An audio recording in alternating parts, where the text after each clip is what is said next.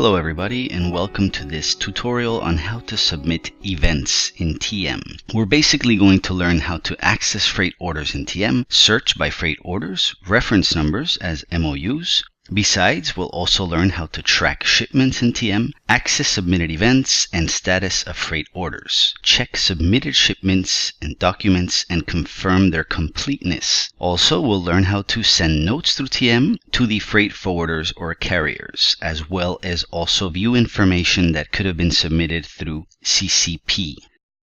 So let's get started.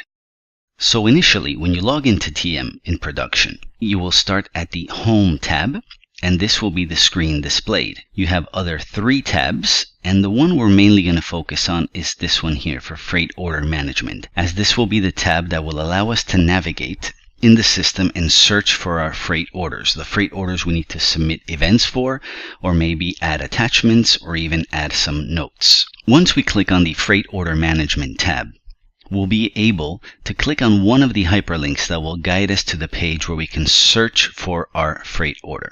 This hyperlink is Overview Freight Orders.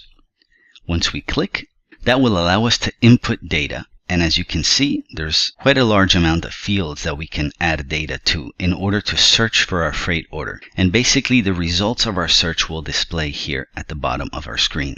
As we can see already, there are 3 freight orders and their related MOU or reference number. Before we even start adding data to these fields to search for a freight order, I would like for you to see how these freight orders will be displayed here at the bottom. You can edit how to view the results from your search.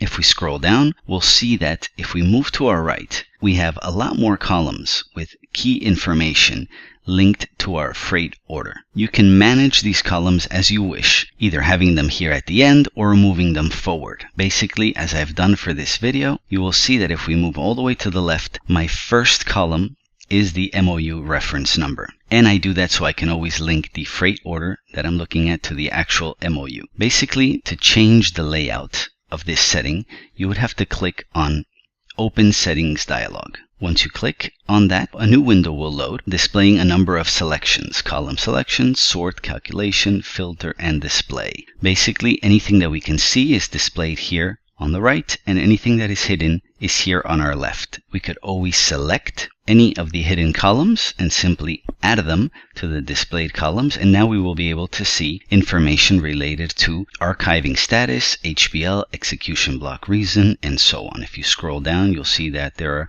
a number of options that we can choose from. But basically, what I want you to understand is how you can move the columns from first, as I have here for MOU reference, to last, simply by clicking on the arrow below where it says Move Item to Bottom. If I click on that, now the MOU reference number will be all the way at the end in our results page. If we click on OK, you'll realize that now our MOU reference column has now disappeared. And if we scroll to the right, we'll have our MOU reference number all the way in the end. And basically, to make any other changes or to send this one back to where it was, simply click on the icon and search for your reference or column of interest and move it to wherever you choose to. If you don't want it to be first, you could always simply click on the single arrow and move item down 1 row. Same thing here for any other rows that are displayed or any other columns that are displayed here in the displayed columns. So it's a simple feature, but it's very useful when you want to link reference numbers to actual freight orders or type of documents, as you can see here.